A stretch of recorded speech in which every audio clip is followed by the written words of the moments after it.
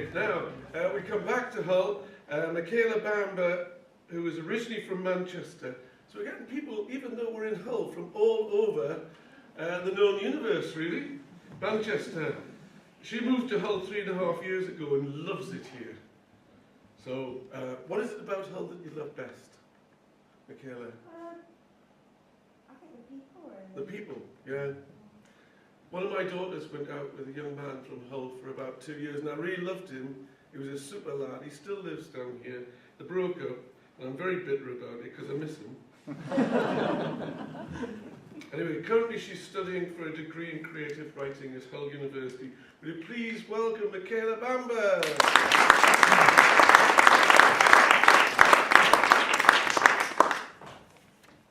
Hello everyone. You can say hello back. Okay. I've had a bit of trouble because I came tonight without my glasses, so I had to get some in Specsave. Not Specsavers, Superdrug. So they're a bit strange, but I'll do my best. This first poem is called Runaway Dad, and it's a true story. My father, Gilbert, a skinny boy of 16, ran away to join the army when war was declared. His mother, Sally, in Sunday shoes, rode 5 buses to land him in it and fetch him home. He joined the Navy after, and with shock of black hair and snake-hipped guitar, caught the eye of my mother whilst on home leave. He regaled and enthralled my brothers with tales of rum and raggedy women. It's rumoured he went AWOL with 2 lipstick broads. My mother sniffs at such flagrancy, her eyes dancing. Thank you.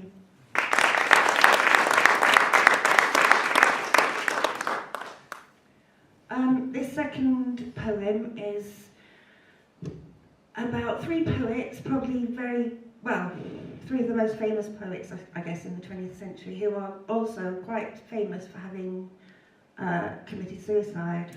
So I'll just read this and see what you think. It's called The Angel House.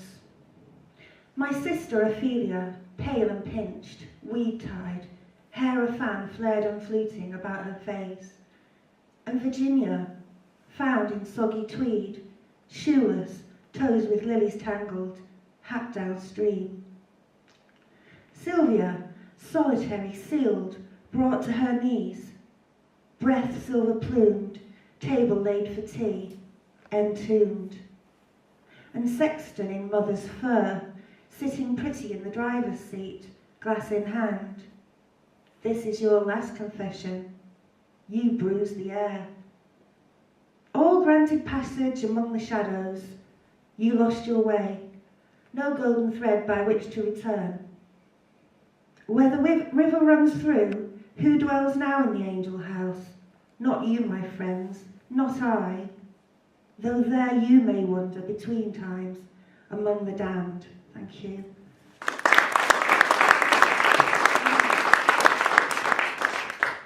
Okay, this poem is trying to combine Larkin and Hull together. It's called Still Waters. Larkin, a poet, the name conjures much. Hair shocking, eyes mocking, the romantic touch. Imagine in Bryn Mawr the sight of you there, framed, balding with glasses and self-conscious air. Oh, but you're old, seemingly were ever thus. So what caused the sensation, the thrill and the fuss? Words, you answer, words stark and bold, the teasing, the tortured, the dross and the gold. As I trawl through the bookcase and spy your collected, I rifle the pages, the well-known, the dissected, and it makes me feel strange that the ghost of your smile may linger in corners mid the leaves and the spines.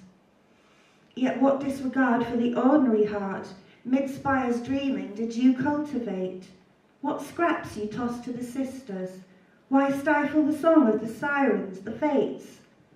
And of Hull you're no more a son than daughter am I, though east wind strips me bare, and the Humber descries, that souls in exile may find respite here. and gathers us up and carries us near. For in this living hull, this proud northern ship, though rudderless we voyage on, held tight in salty grip. We're all buccaneers, my dear Larkin, even you, my poetic kin, waiting for the tide to turn and waiting for our ship to come in. Thank you.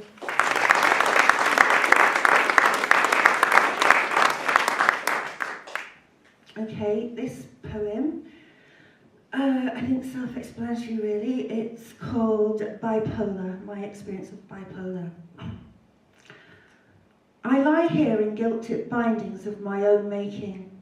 As night follows day, it's always the same. Do I struggle? No, for this is a place I know too well, and I go to in spite of myself. Cold sloping sides rise from where I lie, the sky diamond-shaped above me. Clay and earth shift and wait. No wooden box for me, please. When I free my hand, it's dirt I want beneath my fingernails. I will stretch my toes until I feel the grit against the soles of my feet. I shall work my neck until the air plays at my throat. I will hum too, until the wrappings about my head vibrate, and this sorry song will touch the feet of the gods, and weeping they will wash away my tears, my filth and my shame. The grave keeps its own counsel, but I know the fault line is always around the next corner, a crack in the foundations of myself. Thank you.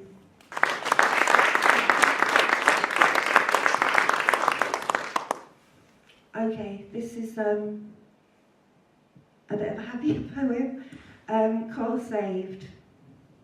He was beautiful standing by the bar. Sparks danced about his head, fire in his eyes.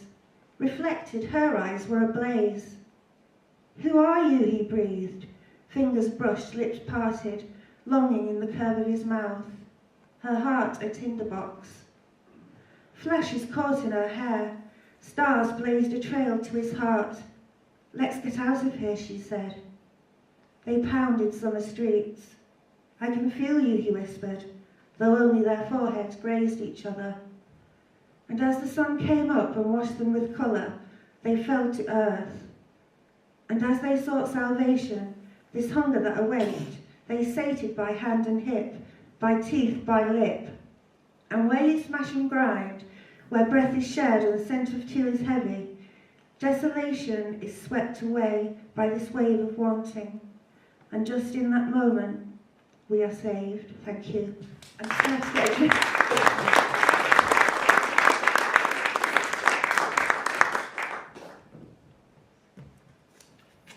Sorry about that.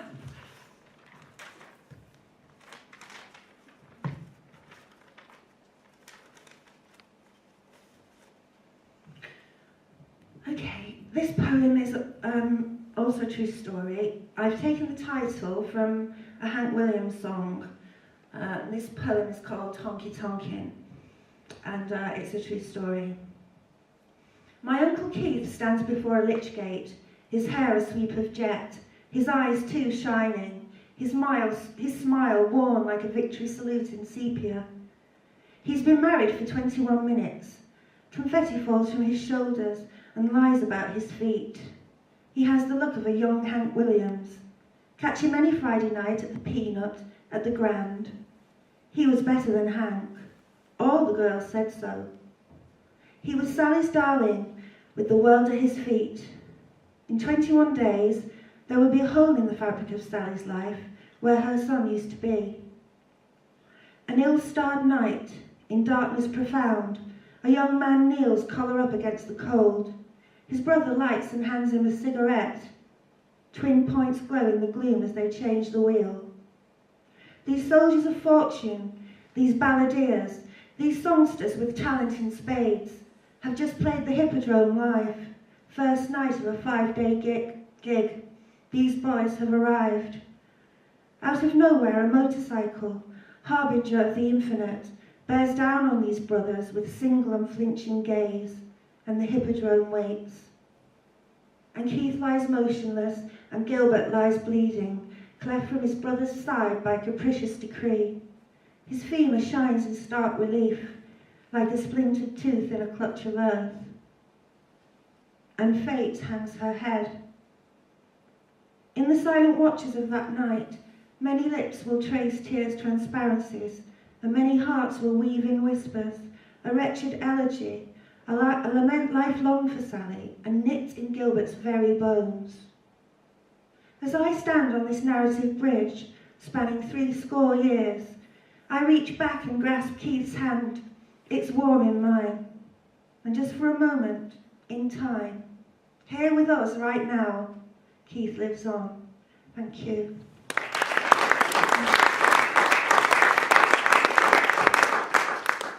And the last one is called The 11th Muse, or also known as Writer's Block. Take a walk with me through time and tide. Sightless we must mark our passage even so. Sun-shattered and moonstruck, I can spin you a cloak of secrecy in which to wrap your promise.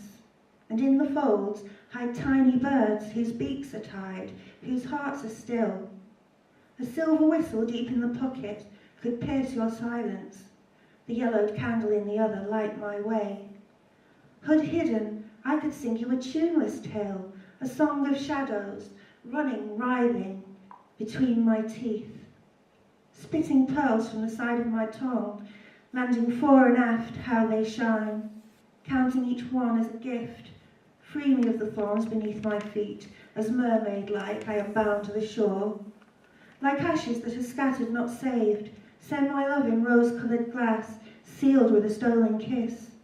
Forge me a golden ring for eternity, that I may remember the path home. Thank you.